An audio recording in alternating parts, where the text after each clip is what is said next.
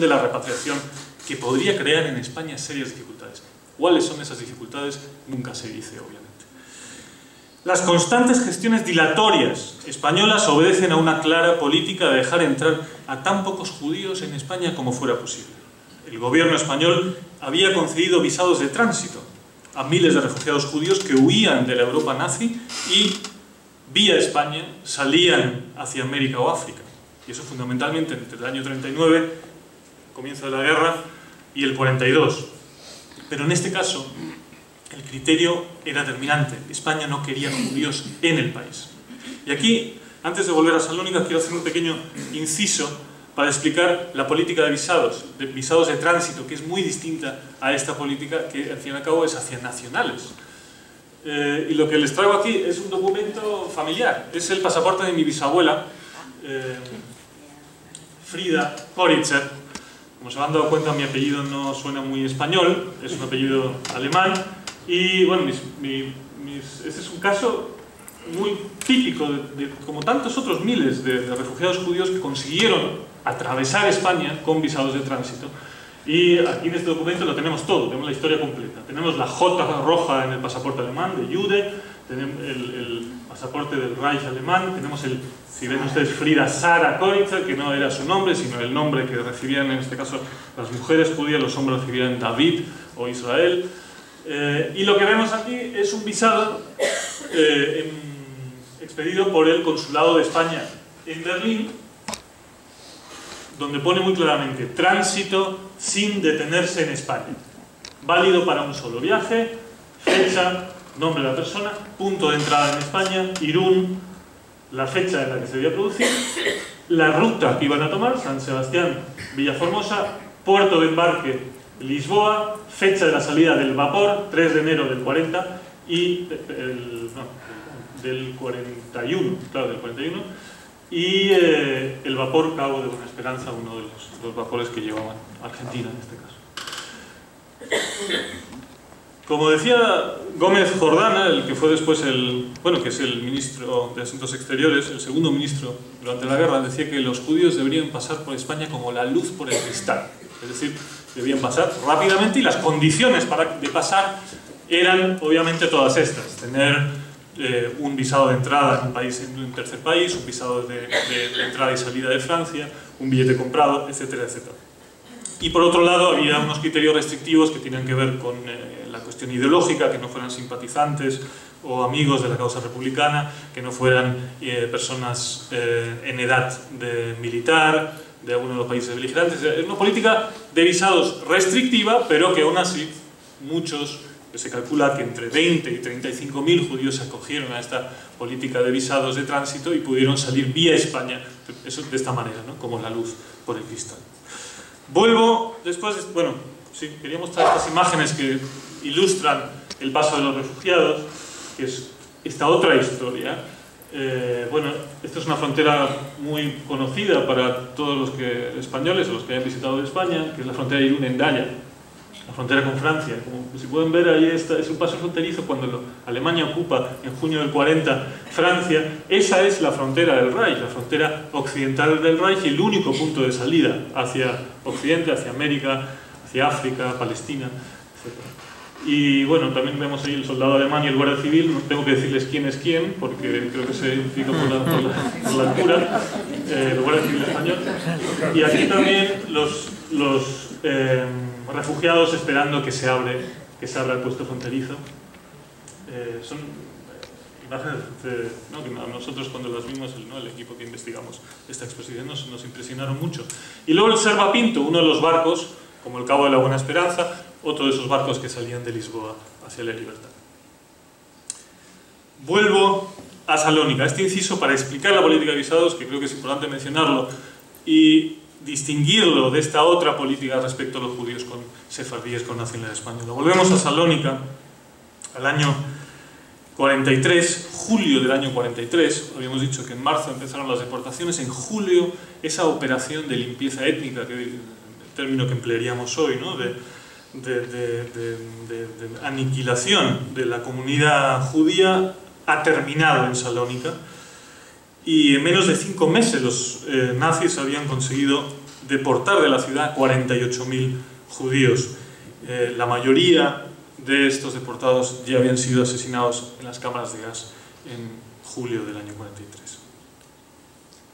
La vida judía de Salónica había sido borrada del mapa para siempre y solo quedaban en la ciudad 367 sefardíes con nacionalidad española. Estos son los últimos judíos de Salónica, la ciudad a la que habían llamado la Jerusalén de los Balcanes. Se cumple la fecha del segundo ultimátum alemán. Recuerdan que Alemania había otorgado una ampliación a ese plazo de repatriación y esa fecha es julio. Se cumple esa fecha. Romero, el cónsul, informa de la intención alemana de deportar también a los sefardíes españoles si España no accedía de una vez por todas a repatriarlos.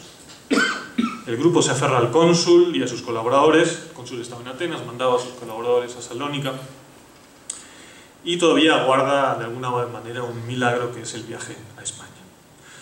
Las autoridades alemanas comienzan a perder la paciencia hacia su aliado español, y Eberhard von Thaden,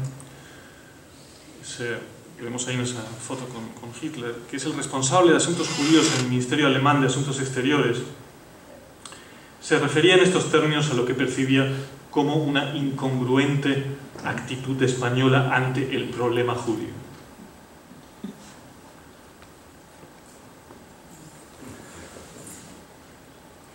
Claro, esta incomprensión del burócrata nazi es enormemente reveladora porque explica exactamente lo que está pasando. En esta frase se resume de alguna manera la situación que enfrenta Alemania en ese momento, que es que los diplomáticos insisten en que son españoles y al mismo tiempo les tienen que decir que España no los admite. Y lo que refleja es el antisemitismo, podríamos decir el antisemitismo nacional católico, que decía, bien, son ciudadanos españoles pero son judíos, no los queremos en España, pero por otro lado tampoco podemos permitir que Alemania los deporte, los mate. Esa es la situación que creo que de alguna manera resume, y él claro, obviamente en la cabeza del burócrata no entiende, son judíos, pues ¿cómo pueden ser al mismo tiempo españoles y judíos? ¿No? La comunidad, ¿no? La Volksgemeinschaft, ¿no? La comunidad del pueblo alemán excluye a los judíos, con lo cual dejan de ser nacionales y por lo tanto pueden ser, son sujetos pueden ser de eliminación. Pero claro, aquí esto chirría en la burocracia alemana, y esa es la frase que lo resume.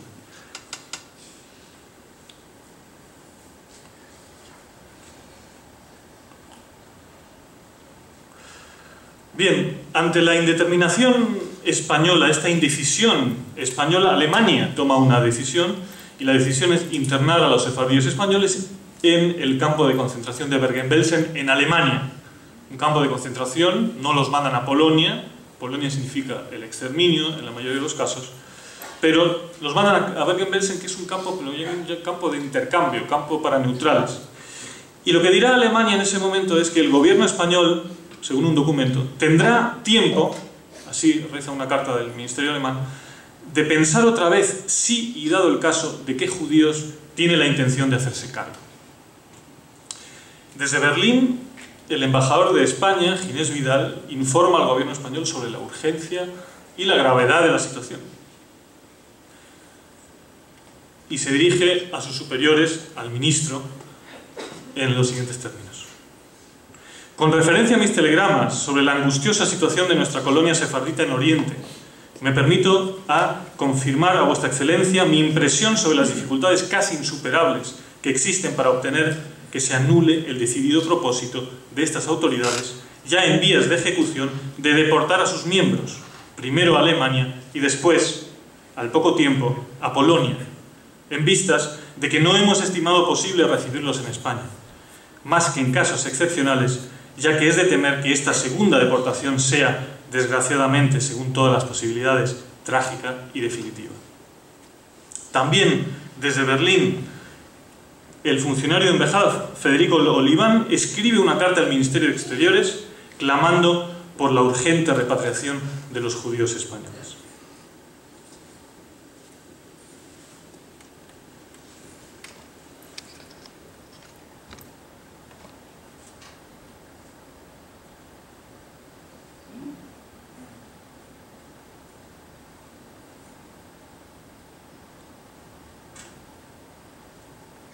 Pero este es uno de esos documentos que, ¿no?, en el curso de la investigación nos ha impresionado mucho, ¿no? Porque también en pocas líneas dice muchísimo. Por razones que a nadie pueden escapar, ¿no? ¿Cuáles son esas razones?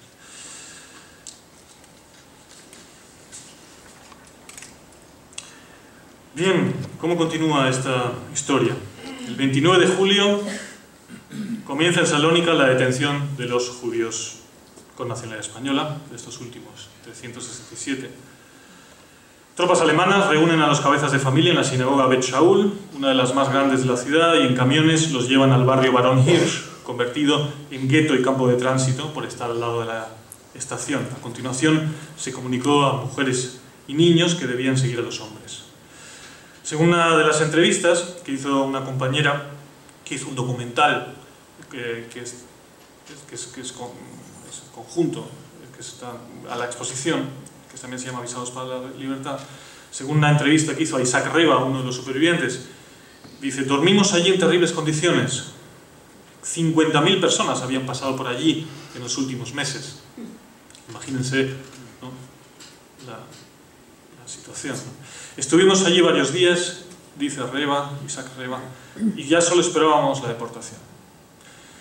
Romero Radigales y sus ayudantes no ceden en su empeño hasta el último momento por evitar la deportación al campo alemán. Escribe: pido a nuestra embajada, se refiere a Berlín, pido a nuestra embajada que gestione que no sean deportados, sino que queden, aunque sean internados en cualquier punto del territorio griego.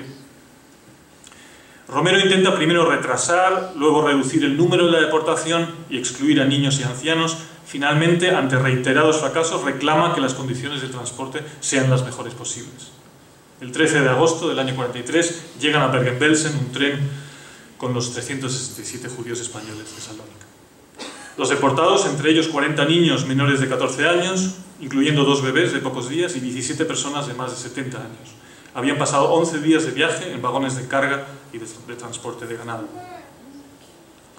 Romero vuelve a dirigirse a sus superiores.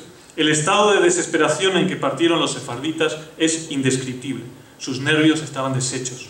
Me permito rogar a vuestra excelencia que se repatrien lo antes posible los ancianos, mujeres y niños y personas débiles, que son los que más difícilmente soportarán las dificultades del campo de concentración. También, respecto a la deportación, escribe lo siguiente: el hecho ha causado deplorable efecto no solo en nuestra colonia, sino entre los griegos e italianos, que no conocen los motivos que rigen nuestro proceder. Y nuestra conducta ha resaltado más porque se la compara con la seguida por Italia, Suiza, Argentina y Turquía, que han repatriado a sus súbditos hebreos de Salónica.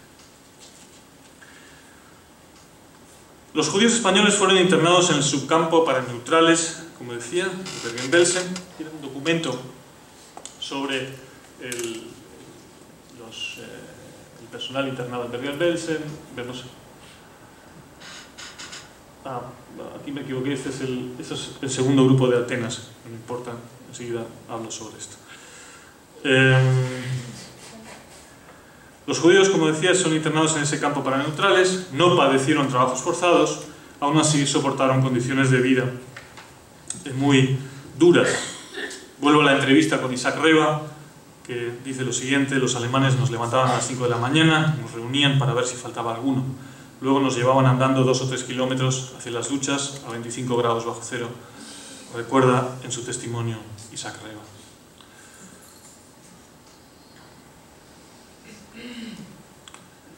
En estos mismos días de agosto se produce finalmente un giro en la política del gobierno español.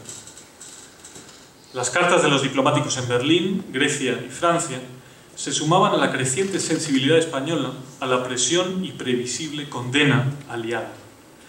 la repatriación de los judíos españoles en la Europa bajo dominio alemán es aprobada, aunque bajo condiciones muy restrictivas. Por un lado, debían ser rescatados solamente los judíos que hubiesen adquirido la nacionalidad española según todos los reglamentos del decreto del 24. Y esto, como decía, tuvo consecuencias trágicas en Francia, donde seguía habiendo protegidos españoles que ahora ya no gozaban de protección alguna y en su mayoría quedaron a merced de los alemanes. Y por otro lado, se repatriarían en grupos, y esto era enormemente problemático, como ahora veremos, grupos que deberían abandonar España tan pronto como fuera posible. La salida de un grupo era la condición para la repatriación de un siguiente grupo. Y esta situación no solo la sufrían los judíos de Salónica, sino también un grupo importante en París con nacionalidad española. De acuerdo a estas disposiciones restrictivas, España no podía permitir la entrada en el país al grupo internado en Bergen-Belsen hasta que no saliera del territorio nacional otro grupo de 77 sefardíes españoles llegados de Francia con anterioridad.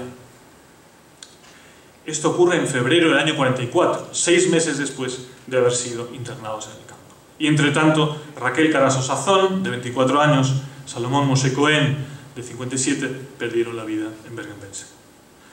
El grupo permanece unos meses en España, es decir, el grupo consigue ir a España 6 meses después, y luego debe continuar viaje, no puede quedarse en España. Esa es la condición que pone el gobierno español. Debe continuar viaje hacia Marruecos y desde allí algunos de ellos parten hacia Palestina.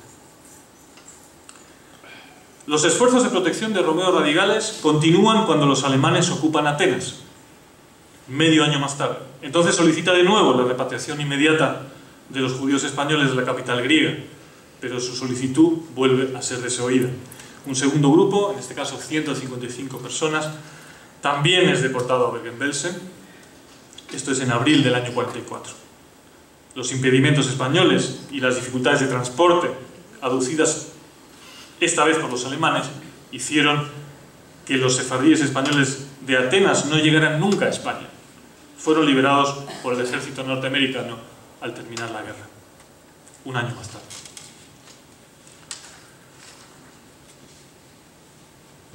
Bien, llego así a las conclusiones y sitúo a Sebastián Romero Radigales junto con algunos otros diplomáticos. Aquí me faltan dos, no sé,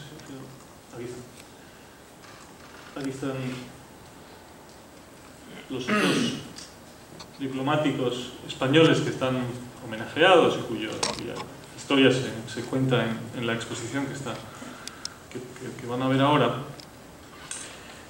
Tanto Romero como Bernardo Roland en París, Julio Palencia en Sofía, José Rojas en Bucarest, Ángel Sansbriz y Jorge Perlasca en Budapest, todos ellos conforman un grupo de diplomáticos españoles que merecen recuerdo y merecen reconocimiento.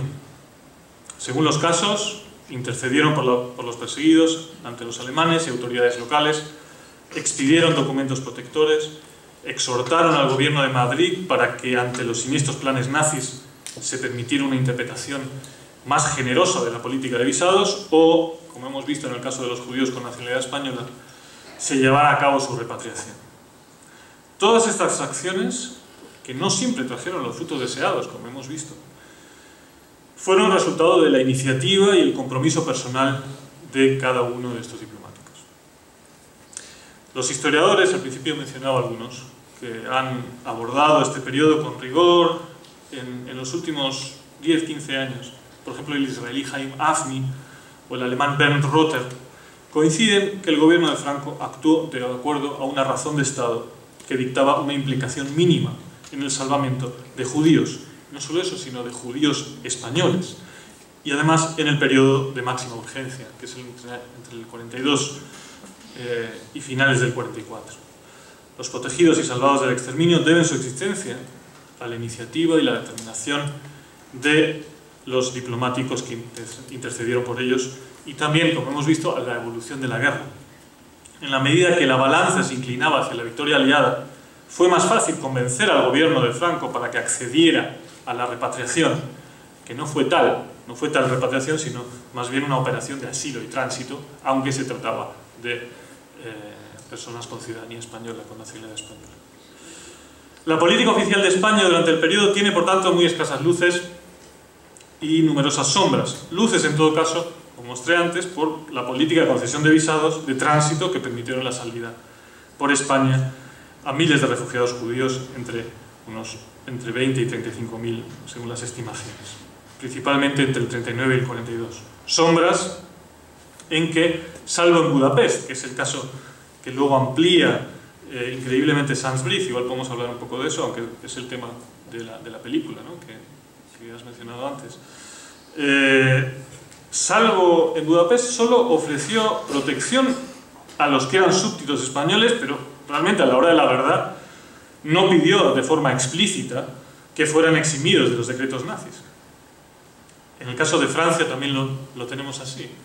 El Estatut de Juif, en el año 40, tenemos a Bernardo Roland, que escribe al ministerio diciendo que no habiendo en España ninguna ley de razas, ¿por qué iban a tener que someterse ciudadanos españoles a esas leyes de razas inexistentes en nuestro país? La respuesta que recibe el ministerio es que mantenga una actitud pasiva y no quieren un enfrentamiento con los alemanes. Entonces, bueno, de forma explícita no se pide que fueran eximidos de esos decretos nazis. Algunos cónsules y embajadores sí exigieron con determinación y por iniciativa propia que los sefardíes con nacionalidad española no fueran perseguidos e incluidos en el plan genocida. Y en otros casos consiguieron también proteger y salvar a judíos no españoles, y es el caso de Sanz Briz. Ahora, cuando se habla de los sefardíes que salvó Franco, en todo caso se puede hablar de los sefardíes españoles, es decir, los nacionales españoles que se salvaron gracias a su ciudadanía y no precisamente a las directrices del gobierno, sino a la iniciativa de los cónsules que hicieron valer esa condición de nacionales. Los diplomáticos mencionados, no lo olvidemos, representaban a una dictadura con lazos estrechos de amistad y de cooperación con el régimen genocida nazi. Pero cuando fueron testigos del descomunal crimen que ocurría ante sus ojos, actuaron de acuerdo a su conciencia y no estuvieron del lado de los verdugos, sino del lado de las víctimas. Muchas gracias.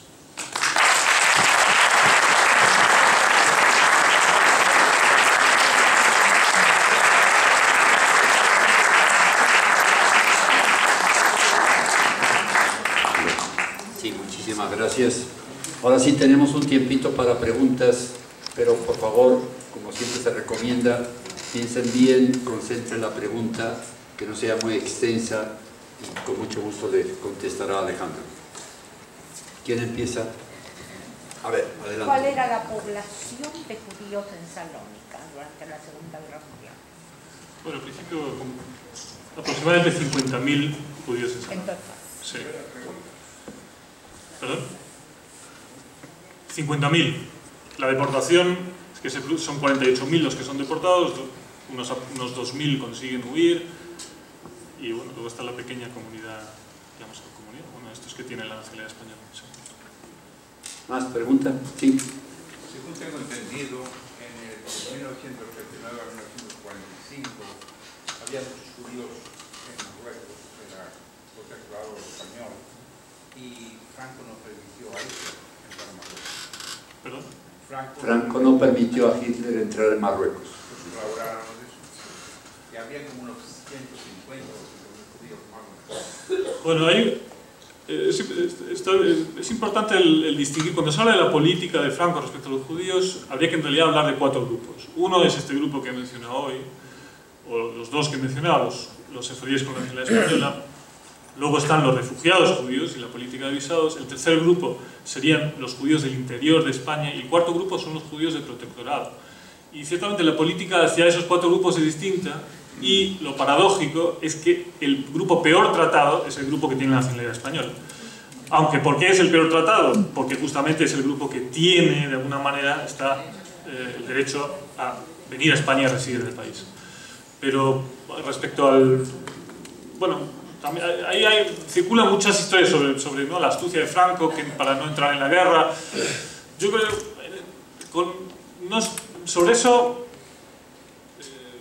es decir, en la medida en que Franco, el gobierno de España era un gobierno aliado, primero era un país, digamos, neutral, luego era no beligerante y aliado, y le volvió a la situación de neutralidad, ¿no? O sea, que cambiaba según iba cambiando la guerra. En ese sentido, bueno, tampoco... también se pensó que Hitler iba a ocupar en algún momento España en su vida hacia Gibraltar, que es una posición estratégica fundamental, y no lo hizo. Si eso se debe a la política exterior franquista, bueno, el hecho de que Franco era aliado de Hitler, pues supongo que facilitaría eso. No hay mal que por bien no venga, podríamos decirlo así. ¿Otra pregunta?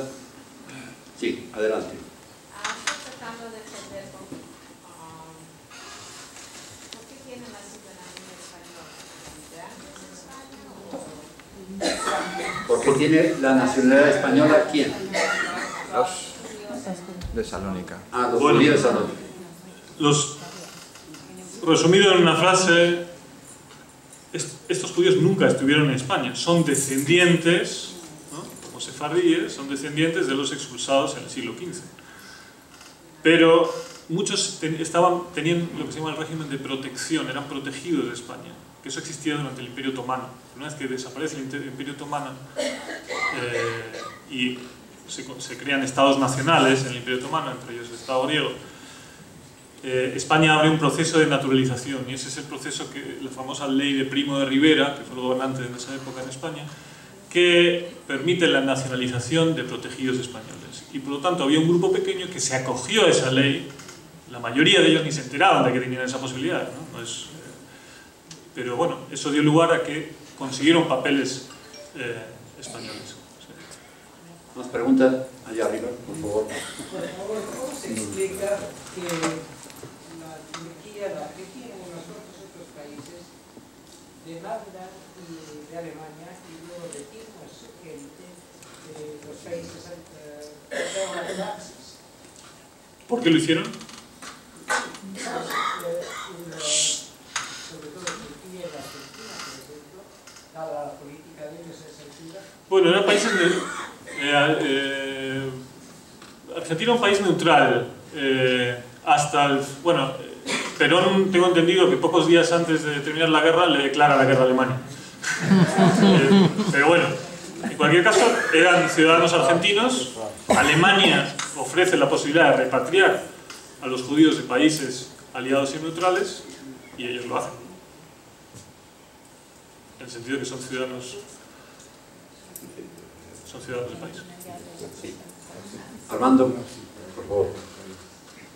Doctor, yo tengo un comentario y dos preguntas. Voy a ser breve. El comentario es, bueno, agradecerle su presentación sobre esta parte de historia tan compleja, políticamente, y tan estrujante desde el punto de vista humano. Creo que nos deja a usted un poco apachurrada el alma, como decimos en México. Pero dos preguntas. Me llama la atención la cuestión de los visados. ¿Fueron siempre respetados o hubieron violaciones? Diera la impresión de que todos los visados fueron respetados al 100%, quizás así fue. ¿Por parte de las autoridades alemanas? Claro. Y dos, también me llama la atención que ese grupo de diplomáticos españoles, estando situados en diferentes países, con unas comunicaciones, pues, digamos,